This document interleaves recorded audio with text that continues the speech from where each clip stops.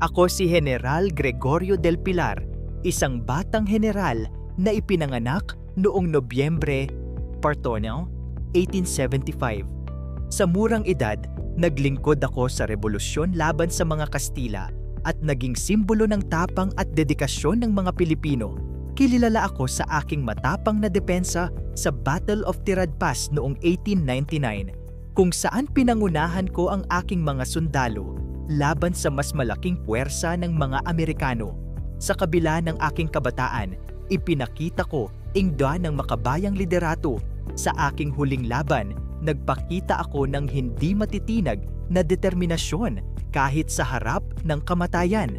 Ang aking buhay ay isang patunay na ang tunay na bayaning Pilipino ay handang ipaglaban ang kalayaan kahit sa kabila ng mga pagsubok.